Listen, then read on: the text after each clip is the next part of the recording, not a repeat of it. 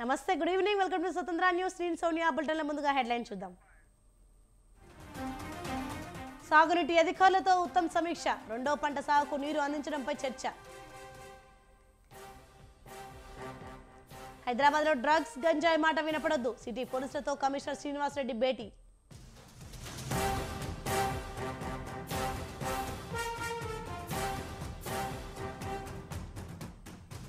ఆడుదాం ఆంధ్ర కాదు, ఏపీతో ఆడుకుంటున్నారు. నిరంకుశ పాలన కొనసాగుతుందన్న పురంధేశ్వరి. మంచిర్యాలలో అగ్ని ప్రమాదం. ప్రభుత్వ డిగ్రీ కళాశాలలో చెలరేగిన మంటలు.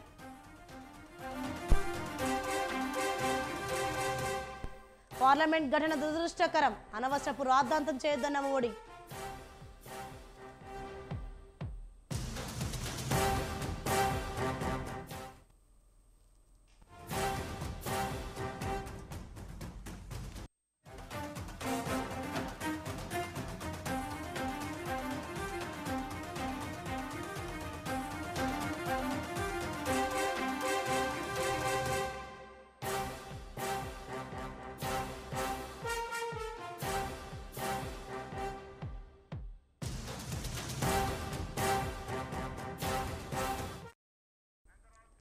రైట్, బ్రేకింగ్ న్యూస్ చూస్తున్నాం. 4 ఏళ్లుగా ఆంధ్రప్రదేశ్ను రాజధాని లేని రాష్ట్రంగా సీఎం జగన్ మార్చారని తెలుగుదేశం అధినేత చంద్రబాబు విమర్శించారు. స్వీయ ఆర్థికాభివృద్ధి ప్రాజెక్ట్ అమరావతిని 4 ఏళ్లుగా నిర్వీర్యం చేశారని ఆయన మండిపడ్డారు. అత్యాశ, అసూయతో జగన్ తీసుకున్న విధ్వంసకర నిర్ణయాల వల్ల భూములు ఇచ్చిన వేల మంది రైతులు రోడ్డున పడ్డారని ఆవేదన వ్యక్తం చేశారు. తెలుగుదేశం అధికారంలోకి రాగానే 3 నెలల్లో జగన్ చేసిన తప్పులన్నీ సరిచేస్తామంటూ చంద్రబాబు ట్వీట్ చేశారు. రైతుల త్యాగం వృధా కాదని చంద్రబాబు భరోసా ఇచ్చారు.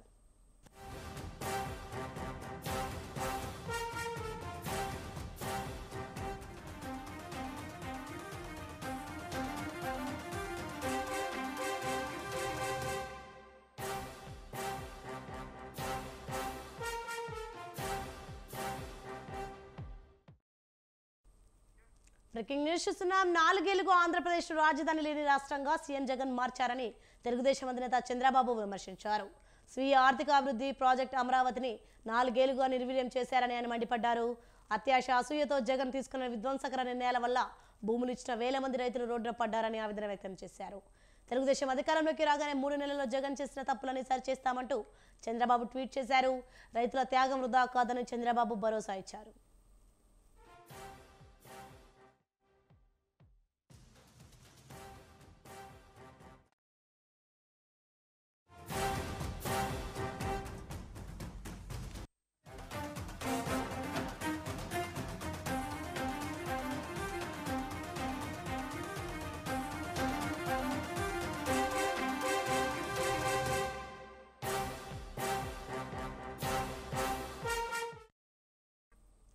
బ్రేకింగ్ న్యూస్ చూస్తున్నాం. తెలంగాణలో మరో 11 మంది ఐఏఎస్ అధికారులను బదిలీ చేస్తూ రాష్ట్ర సర్కార్ నిర్ణయం తీసుకుంది.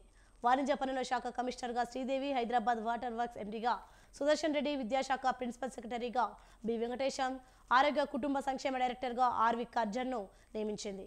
మున్సిపల్ శాఖ ప్రిన్సిపల్ సెక్రటరీగా దానకిషోర్, మహిళా శిశు సంక్షేమ కార్యదర్శిగా వాకాటి కరుణ, రోడ్లు భవనాలు రవాణా శాఖ కార్యదర్శిగా శ్రీనివాస్ రాజును నియమించింది. అటవీ పర్యావరణ శాఖ ప్రధాన కార్యదర్శిగా వాణిప్రసాద్ను బదిలీ చేస్తూ ఉత్తర్వులు జారీ చేసింది.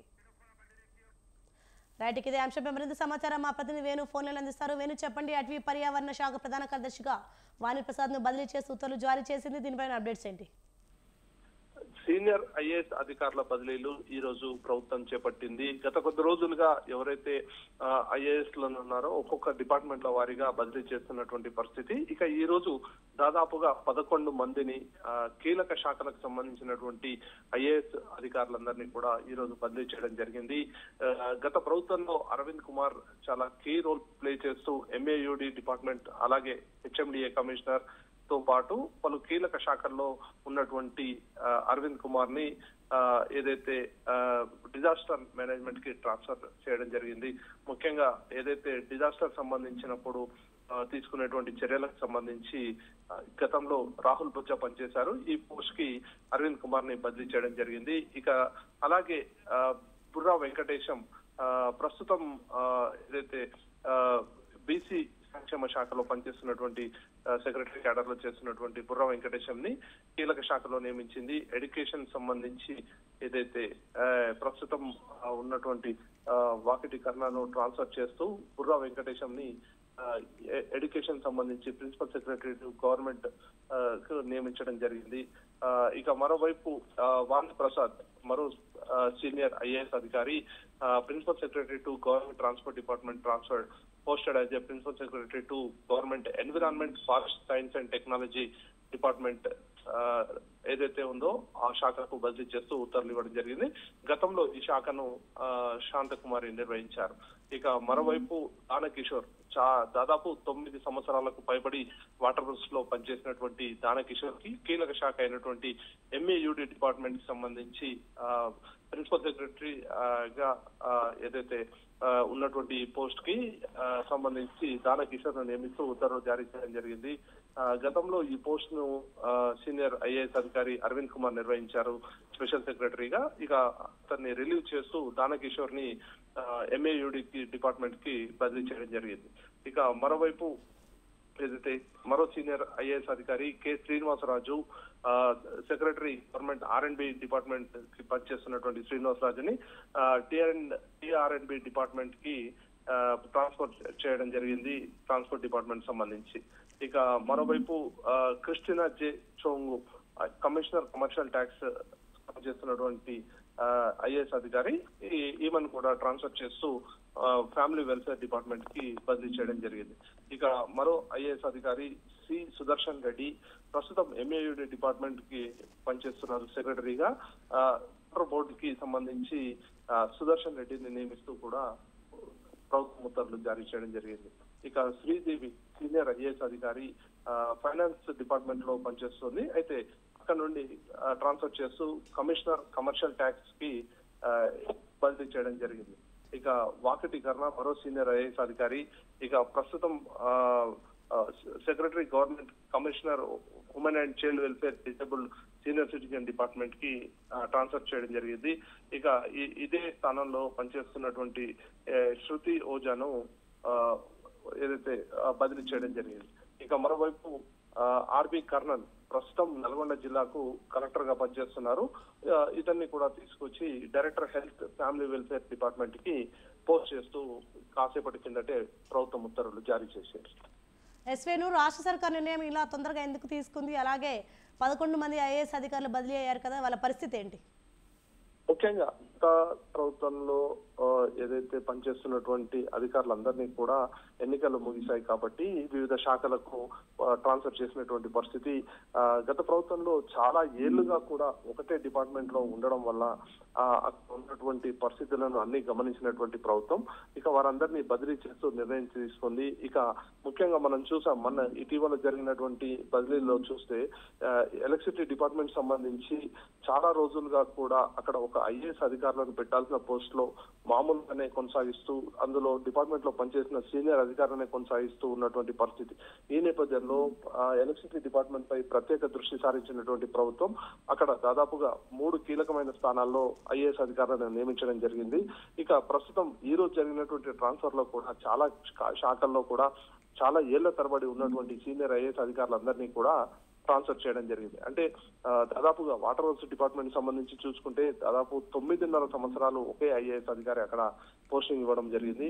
అయితే అక్కడ నుండి ట్రాన్స్ఫర్ చేస్తూ ప్రభుత్వం నిర్ణయం తీసుకుంది. ఇక మరోవైపు స్పెషల్ సెక్రటరీగా ఉన్నటువంటి చీఫ్ సెక్రటరీగా ఉన్నటువంటి అరవింద్ కుమార్ ని కూడా దాదాపు ఎంఏయుడి డిపార్ట్మెంట్ సంబంధించి కొన్ని ఏళ్ల పాటు కూడా అదే శాఖలో కీలకమైన శాఖలన్నీ కూడా ఐఏఎస్ అధికారి వద్దే ఉండే.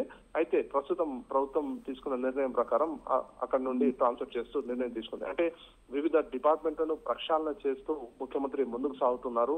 ఈ నేపథ్యంలో ఒక్కొక్క శాఖను అధ్యయనం చేస్తూ అక్కడ ఉన్నటువంటి సమస్యలను తెలుసుకొని అక్కడ సమర్థులైనటువంటి ఐఏఎస్ అధికారులను నియమించాలని చెప్పి ముఖ్యమంత్రి భావిస్తున్నాడు. అందులో భాగంగానే ఈ ఐఏఎస్ ట్రాన్స్ఫర్లు కూడా కంటిన్యూ చేస్తున్నారు. ఇక మరోవైపు అంటే ఇప్పటికీ దాదాపుగా చూసుకుంటే ఇప్పుడు ఎలక్ట్రిసిటీ డిపార్ట్మెంట్ ని ప్రక్షాళన చేయడం జరిగింది. ఇప్పుడు కొన్ని కీలక శాఖలు అంటే విద్య, వైద్యం, అలాగే ఎంఏయుడి, పురపాలన ఇవన్నిటికి సంబంధించి ఐఏఎస్ అధికారులు ఇప్పుడు నియమించారు. ఇక మిగతా శాఖలకు సంబంధించి కూడా త్వరలో నిర్ణయం తీసుకోనున్నారు. Right, thanks for the information Venu.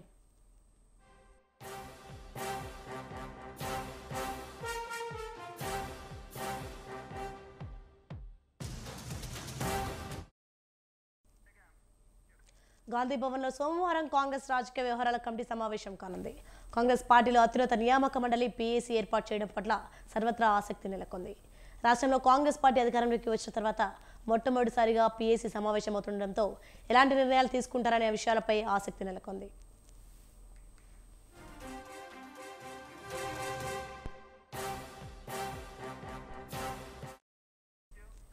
ఈ సమావేశంలోనే నామినేటెడ్ పదవులపై చర్చించే అవకాశం ఉన్నట్టు తెలుస్తోంది.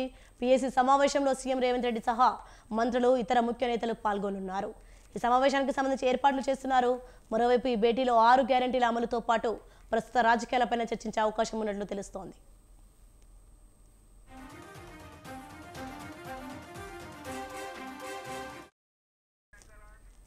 మరోవైపు ఈ నెల 21వ తేదీన కాంగ్రెస్ వర్కింగ్ కమిటీ సమావేశం జరగనుంది.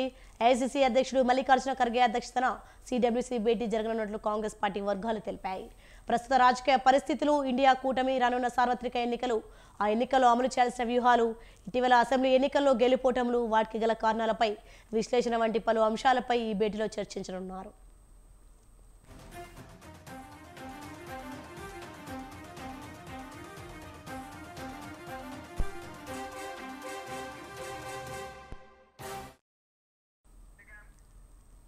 మాజీ ప్రధాని పివి నరసింహారావు మీద మాజీ మంత్రి హరీష్ రావు అసెంబ్లీలో ప్రేమ వలకపోసి మాట్లాడడం ఆశ్చర్యంగా ఉందని కాంగ్రెస్ ఎమ్మెల్సీ జీవన్ రెడ్డి అన్నారు. పివి సీఎంగా, పీఎంగా పనిచేశారని గుర్తు చేశారు. పివి ఏ పదవి చేపట్టినా ఆ పదవికి వన్నె తెచ్చారని కొనియాడారు. పివి అంతిమయాత్ర హైదరాబాద్లో చేపట్టాలని కుటుంబ సభ్యులే కోరారని అన్ని లాంఛనాలతో గౌరవ వందనాలతో చేశారన్నారు. ఇప్పుడు బీఆర్ఎస్ నేతలు విమర్శలు చేయడం బాధాకరమని జీవన్ రెడ్డి అన్నారు. సభలో మిత్రుడు హరీష్ రావు గారు పివి నరసింహారావు గారి పట్ల ప్రేమ ఒలకపోసుడు చూస్తుంటే ఆశ్చర్యం కలుగుతుందా? అంటే వాస్తవంగా ఏదైతుందో పివి నరసింహారావు గారు కాంగ్రెస్ స్వాది ఆయన ఏ స్థాయికి ఎదిగినా గానీ ఏదైతుందో అది కాంగ్రెస్ పార్టీతోనే ఆ స్థాయికి ఎదగడం జరిగిందని చెప్పనేది ఇది అందరికి తెలిసిందే. ఇది నిర్వివాదాంశం. అంటే ఆనాడు వారు ఉమ్మడి ఆంధ్రప్రదేశ్ రాష్ట్ర ముఖ్యమంత్రి కానివ్వండి, అంటే వాస్తవంగా రాజీవ్ గాంధీ గారు గతించిన తదుపరి not even he was member of parliament P V Narasimharao గారు, ప్రణబ్ ముఖర్జీ గారు, అర్జున్ సింగ్ గారు లాంటి మేధావులు కూడా సభలో ఉండి కానీ ఏదైతుందో పివి నరసింహారావు గారికి ఉన్నటువంటి ఒక లౌక్యంతో వారు ఆనాడు మరి కాంగ్రెస్ పార్టీ సంబంధించే గాని ఇతర రాజకీయ పార్టీ సంబంధించే గాని అందరినీ కలుపుకోగలుగుతున్న ఒక భావనతో వారి ప్రధానమంత్రిగా సూచన చేసింది సోనియా గాంధీ గారు అని చెప్పక తప్పదని చెప్పంటారు. ఇలా పివి నరసింహారావు గారు ఏ హోదాకు ఎదిగినా ఆయన ఏ పదవి అధిష్ఠించినా అది కాంగ్రెస్ పార్టీతోనే అనేటువంటి ఒక వాస్తవ విషయాన్ని. తెలంగాణ శాసనసభ సమావేశాలు వాడివేడిగా సాగుతున్నాయి. అధికార విపక్షాల మధ్య మాటల తూటాలు పేలుతున్నాయి. అయితే రూలింగ్ పార్టీ కావడంతో అసెంబ్లీలో సహజంగానే కాంగ్రెస్ బలం ఎక్కువగా ఉంటుంది. దీంతో బీఆర్ఎస్ ఎమ్మెల్యేలపై సభలో పైచేయి సాధించింది హస్తం పార్టీ. వారిని ముప్పు తిప్పలు పెట్టినంత పనిచేసింది. అయితే ఇక్కడ ఓకే, మరి మండలిలో పరిస్థితి ఏంటి? రాబోయే రోజుల్లో బిల్లుల విషయంలో బీఆర్ఎస్ వైఖరి ఎలా ఉండబోతోంది? దెబ్బకు దెబ్బ అన్నట్లుగా గులాబీ పార్టీ బదులు తీర్చుకుంటుందా? చెప్పాలంటే ఏపీ మండలిలో నాడు నెలకొన్న పరిస్థితులే రాబోయే రోజుల్లో ఇక్కడ కనిపిస్తాయా?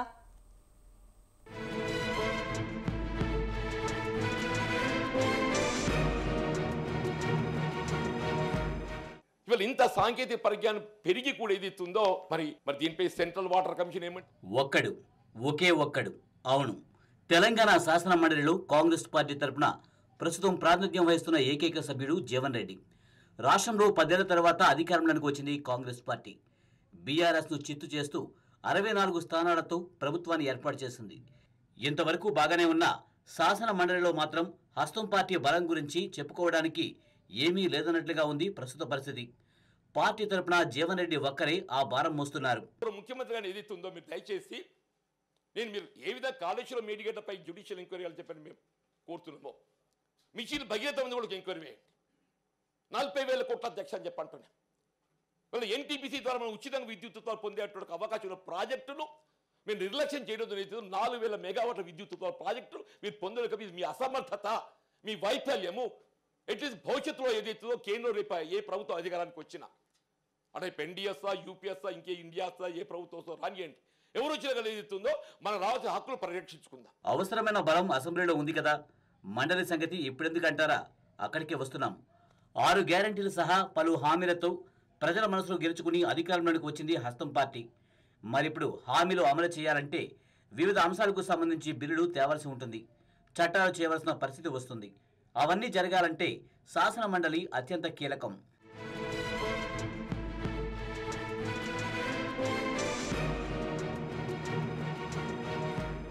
రాజ్యాంగంలోని ఆర్టికల్ 171 ప్రకారం శాసనమండలి సభ్యుల సంఖ్య రాష్ట్ర శాసనసభ సీట్ల సంఖ్యలో 1/3 మించకూడదు. దీని ప్రకారం తెలంగాణ శాసనమండలిలో మొత్తం 40 మంది సభ్యులకు అవకాశం ఉంది. ప్రస్తుతం 34 మంది సభ్యులు ప్రాతినిధ్యం వహిస్తుండగా 6 ఎమ్మెల్సీ స్థానాలు ఖాళీగా ఉన్నాయి. అసెంబ్లీ ఎన్నికలకు ముందు వరకు ఎమ్మెల్సీల సంఖ్య 38గా ఉంది. ఎన్నికల్లో పోటీ చేసి ఎమ్మెల్యేలుగా గెలిచిన 4 తమ పదవికి రాజీనామా చేయడంతో ఆ సంఖ్య 34కు తగ్గింది.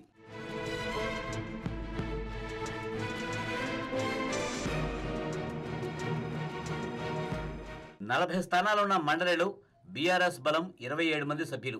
ఎమ్మెల్యే కోటాలో 12 మంది, ఎమ్మెల్సీల్లో 11 మంది, స్థానిక సంస్థల కోటాలో 13 మందిలో 12 మంది బీఆర్ఎస్ ఎమ్మెల్సీలు ఉన్నారు. గ్రాడ్యుయేట్స్ నియోజకవర్గం నుంచి ఒకరు, గవర్నర్ కోటాలో నామినేట్ అయిన మరో 4 ఎమ్మెల్సీలు బీఆర్ఎస్ తరఫున ఉన్నారు. మజ్లిస్ పార్టీ నుంచి 2, పీఆర్టీయూ, ఇండిపెండెంట్ ఎమ్మెల్సీలు ఒక్కొక్కరు చొప్పున మండలిలో ప్రాతినిధ్యం వహిస్తున్నారు. వీరందరినీ మినహాయిస్తే శాసన మండలిలో కాంగ్రెస్ పార్టీకి 1 సభ్యుడు మాత్రమే ఉన్నారు. ఆయనే గ్రాడ్యుయేట్స్ నియోజకవర్గం నుంచి ప్రాతినిధ్యం వహిస్తున్న జీవన్ రెడ్డి. అయితే అసెంబ్లీ ఎన్నికలకు ముందు బీఆర్ఎస్ ఎమ్మెల్సీ కూచుకుల దామోదర్ రెడ్డి కాంగ్రెస్ పార్టీలో చేరడంతో పైకి 2 కనిపించినా అధికారికంగా మాత్రం ఒకరి కిందే లెక్క.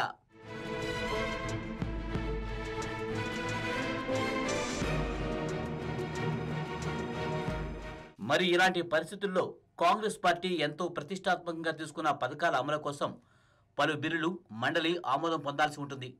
కానీ ఇక్కడ చూస్తే ఇబ్బందికర పరిస్థితి. ఇంకా చెప్పాలంటే పొరుగునే ఉన్న ఏపీలో వైసీపీ ప్రభుత్వం ఏర్పడిన తొలినాళ్లలో ఎదురైన పరిస్థితులే ఇక్కడ కనిపిస్తున్నాయేమోనన్న అభిప్రాయం వ్యక్తమవుతుంది. 2019 ఎన్నికల్లో వైఎస్ జగన్ నేతృత్వంలో 151 సీట్ల బలంతో వైసీపీ సర్కార్ ఏర్పడింది. కానీ అప్పటికి టీడీపీ బలం మండలిలో ఎక్కువగా ఉంది. దీంతో జగన్ ప్రభుత్వానికి చుక్కలు కనిపించాయి. ఏపీ రాజధాని వికేంద్రీకరణ 2020 బిల్లు, ప్రభుత్వ పాఠశాలలో ఇంగ్లీష్ మీడియం సహా పలు బిల్లులు మండలిలో తిరస్కరణకు గురయ్యాయి. దీంతో పెద్దల సభపై విసిగెత్తిన జగన్ ప్రభుత్వం చివరకు మండలిని రద్దు చేసే వరకు వెళ్ళింది. ఆ తర్వాత వెనక్కు తగ్గిన బలం పెరిగాకే కాస్త ఊపిరి పీల్చుకుంది జగన్ ప్రభుత్వం.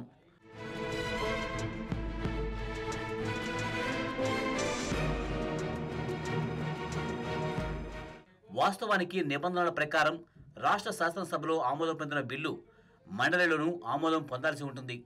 అసెంబ్లీలో బిల్లు ఆమోదం పొందిన తర్వాత శాసన మండలికి చేరుతుంది. మండలిలో బిల్లుపై చర్చించి సవరణలు, సూచనలు చేసే అవకాశం ఉంటుంది. ఒకవేళ ఆ బిల్లును మండలి సభ్యులు వ్యతిరేకించినా లేదా సవరణలు సూచించినా శాసనసభకు తిరిగి పంపిస్తారు. ఒకవేళ బిల్లుపై మండలి చైర్మన్ చర్చకు అనుమతించి ఆ బిల్లును మండలి వ్యతిరేకిస్తే బిల్లు తిరిగి అసెంబ్లీకి వెళ్తుంది. అలా మండలి నుంచి వెనక్కి వచ్చిన బిల్లును శాసనసభ రెండోసారి ఆమోదిస్తే మళ్ళీ అది శాసన మండలికి వెళ్తుంది. అయితే రెండోసారి సంబంధిత బిల్లు అసెంబ్లీ ఆమోదం పొందితే ఆ బిల్లు ఆమోదం పొందినట్లుగానే పరిగణిస్తారు. అనంతరం గవర్నర్ ఆమోదంతో అది చట్టంగా మారుతుంది.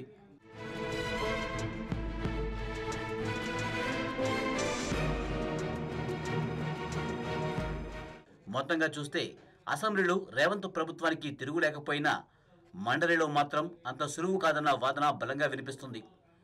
మరి ఈ విషయంలో రేవంత్ సర్కార్ ఏం చేస్తుంది అన్నది ప్రస్తుతానికి సమాధానం లేని ప్రశ్నే అని చెప్పక తప్పదు.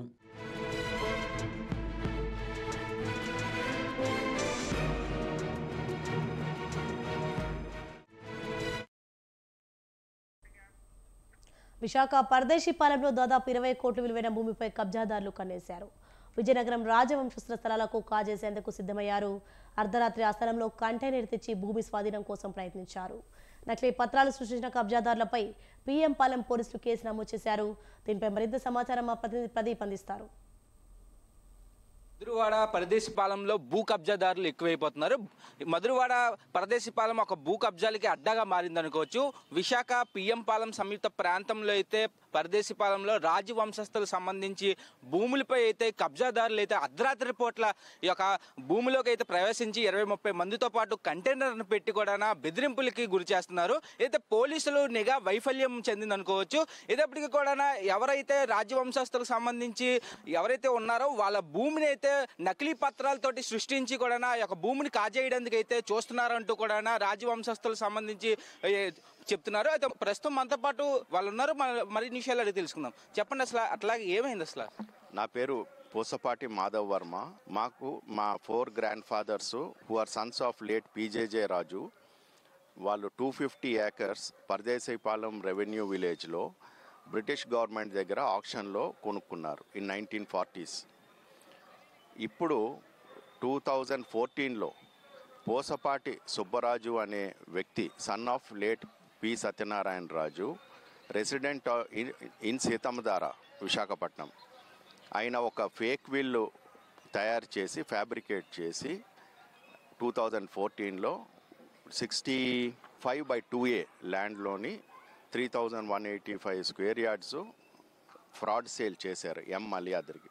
దాని మీద కేసు రిజిస్టర్ అయింది, కోర్టు కేసు నడుస్తుంది. ఆయన పి సుబ్బరాజు అరెస్ట్ అయ్యారు, రిమాండ్కి కూడా వెళ్ళారు. ఇప్పుడు మళ్ళీ ఏం చేశారంటే ఈ Pusapati Subbaraju time and again every 3 months 6 months ఏదో ఒక ల్యాండ్ మా ల్యాండ్లోకి వచ్చి కబ్జా చేస్తున్నారు. మేము తరిమేస్తున్నాము, కేసు ఫైల్ చేస్తున్నాం పిఎం పాలెం పోలీస్ స్టేషన్లో.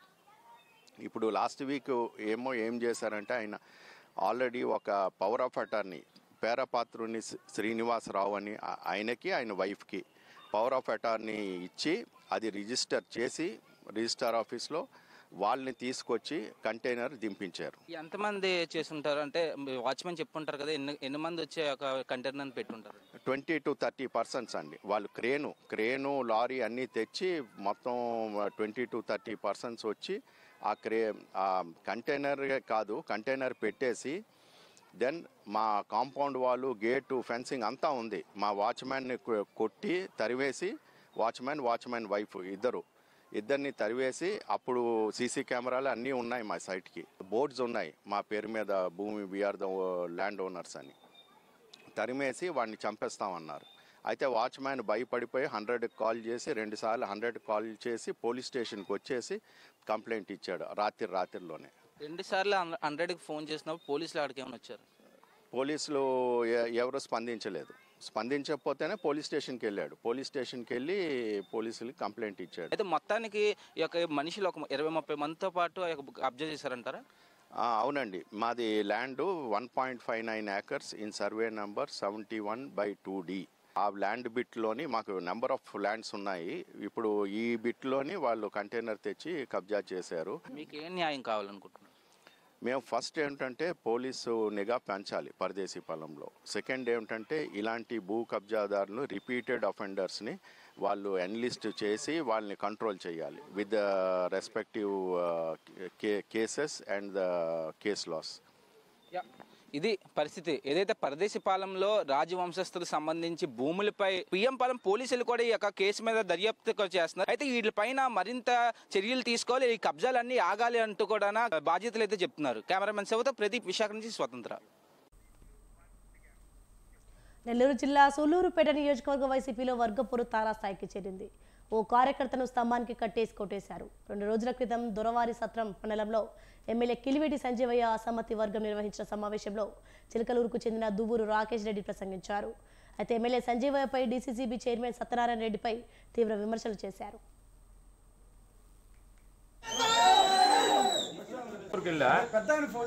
మా ఇంటి దగ్గర రాకేష్ రెడ్డి ఇంటి వద్ద నిర్వహిస్తున్న మినరల్ వాటర్ ప్లాంట్కు సత్యనారాయణ రెడ్డి అనుచరులు తాళాలు వేసేందుకు ప్రయత్నించారు. అడ్డుకోబోయిన రాకేష్ రెడ్డి తండ్రి విజయ్ రెడ్డిపై దాడి చేశారు. అదే సమయంలో అక్కడికి చేరుకున్న రాకేష్ రెడ్డిని విద్యుత్ స్తంభానికి కట్టేసి దాడి చేశారు. సమాచారం తెలుసుకున్న పోలీసులు సంఘటనా స్థలానికి చేరుకొని ఇరు వర్గాలను పోలీస్ స్టేషన్కు తరలించారు.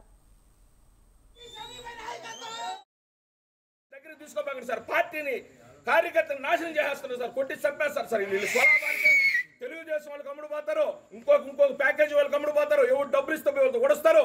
ఎదవ నా కొడుకులు మాలేసుకొని కూడా దానికి 5 రూపాయలు తీసుకోలేదా? నేను సత్యం చేస్తాను, నువ్వు రావచ్చేద్దు. లోఫర్ నా కొడుక నన్ను తీసుకుని కట్టేస్తావా? ఇంకో చూసుకో, వదిలేని చెప్తాం. పెట్టుకున్నావు నువ్వు రాకేష్ రెడ్డితో, నేను కూడా రెడ్డినే మగోడినే. రా చల్లకూరలో ఇంక చూసుకుందాం. రోజు చల్లకూరలోనే వస్తా. నువ్వు ఎట్లా చేస్తావు చెయ్యి, నేను నీకేం చేయాలో చేస్తా, చేసి చూపిస్తా. ఒక విధంగా ఎత్తుకుంటే దోపిడి దొంగల పరిపాలన, బందిపోటు దొంగల పరిపాలన. ఉదాహరణకి టిట్కో ఇళ్ళ కాడికి వచ్చాము ఒకరోజు. లక్ష్మీనారాయణ రెడ్డి, రఫీ గారు, నేను చూస్తే ఇసుక పెద్ద కొండంత ఉంది. అయ్యా రఫీ, కరెక్ట్గా వారానికి ఇసుక కనపడదు, మళ్ళా వారానికి పోతే ఇసుకే లేదు, ట్రావెలే లేదు. మేము నీతి నిజాయితీ పరిపాలన చేస్తామంటావా దౌర్భాగ్యుడా? నీకు ఆడి స్టీల్ ఎత్తుకొని లేదు. ఈరోజు టిట్కో ఇళ్ళకి ఈ ఇళ్ళకి ఏ జవాబుదారీ చెప్పాలి? ఇప్పుడు ఎలక్షన్ దాదాపు 3,000 ఇళ్ళు మంజూరై వాళ్ళ దగ్గర డబ్బు తీసుకొని వాళ్ళని బ్యాంకులో రుణాలు పెట్టి లోన్ పడి వాళ్ళకి వడ్డీ కట్టమని నోటీసులు వస్తున్నాయి, కానీ ఇళ్ళు హ్యాండ్ ఓవర్ చేయాల.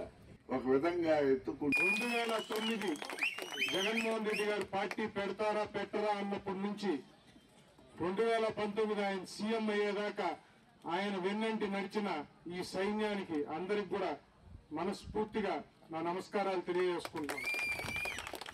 ఈరోజు ఈ కార్యక్రమం ఏర్పాటు చేసుకోవడానికి కూడా కారణం, కొంతమంది కావాలని కొన్ని పుకార్లు తీసుకెళ్తున్నారు. జగన్మోహన్ రెడ్డి గారు ఆల్రెడీ ఒకరికి సీట్ చెప్పేశారు, అదే ఇప్పుడుండే ఎమ్మెల్యే గారికి సీట్ ఇచ్చేశారు, ఆల్రెడీ కన్ఫామ్ అయిపోయింది, పని చేసుకుంటాం. కన్ఫామ్ అయితే లిస్ట్ లో పేరు ఇవ్వమనండి. ఒకటే, జగన్మోహన్ రెడ్డి గారికి తెలుసు ఎవరు కరెక్ట్ ఎవరు తప్పు అనేది. ఏడ ఒక్కొక్కరిని చొప్పు దెబ్బలు కొడుతున్నాడు ఈయన. చొప్పు దెబ్బలు ఈయన దగ్గర కొట్టించుకొని జగన్మోహన్ రెడ్డి గారి అభిమానంతో, జగన్మోహన్ రెడ్డి గారి మీద ఉండే అభిమానంతో నోర్లు మూసుకొని కూర్చోన్నారు. 2009 జగన్మోహన్ రెడ్డి గారు పార్టీ పెడతారా పెట్టరా అన్నప్పటి నుంచి 2019 ప్రజల అమాయకత్వాన్ని ఆసరాగా చేసుకుని 2 కోట్ల రూపాయల మేర మోసానికి పాల్పడ్డ ఘరానా మోసగాడి ఉదంతం ఇది. చిట్స్, అప్పులు, రియల్ ఎస్టేట్ పేరుతో ఈ మోసానికి ఒడిగట్టాడు మణిపూరి సత్యనారాయణ అనే వ్యక్తి. వసూలు చేసిన సొమ్ముతో కుటుంబ సభ్యులతో సహా ఉడాయించాడు. పశ్చిమ గోదావరి జిల్లా తాడేపల్లిగూడెంలో జరిగిన ఈ ఘటనలో బాధితులు లబోదిబోమంటున్నారు. మోసగించబడ్డే వారిలో అత్యధికులు లారీ డ్రైవర్లు, గృహిణులు, చిరుద్యోగులు ఉన్నారు. ఇంటి స్థలం అమ్ముతానని మోసం చేసి తన వద్ద లక్షల్లో సొమ్ము కాజేశాడని పాతూరు గ్రామానికి చెందిన lorry driver Sudhakar వాపోయాడు.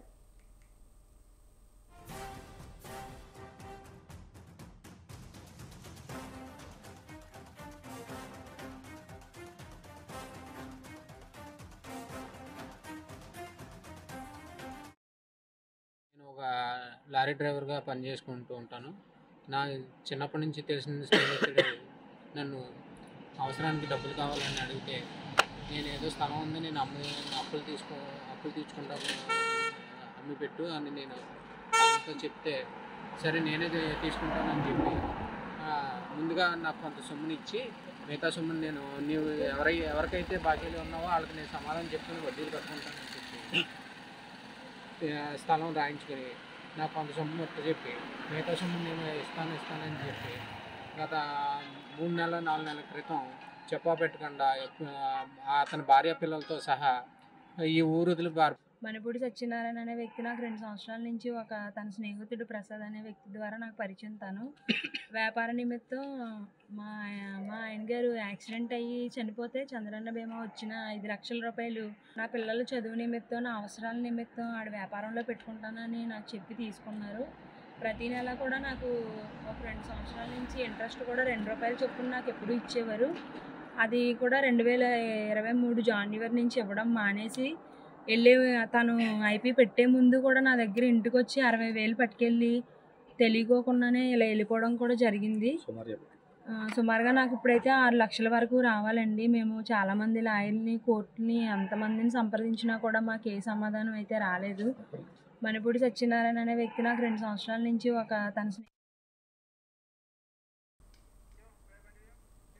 సీతారాంపేటలో anganwadi teacher, Prasad అనే న్యాయవాది వంటి విద్యార్థికులే కాకుండా రెక్కాడితే గాని డొక్కాడని ఎందరో దిగువ తరగతి బడుగు జీవులు ఉండడం గమనార్హం.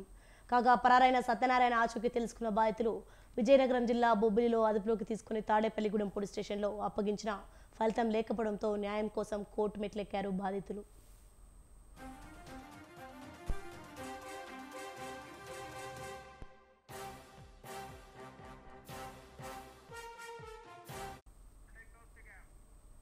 ఇవి bulletin updates. For more updates keep watching స్వతంత్ర న్యూస్.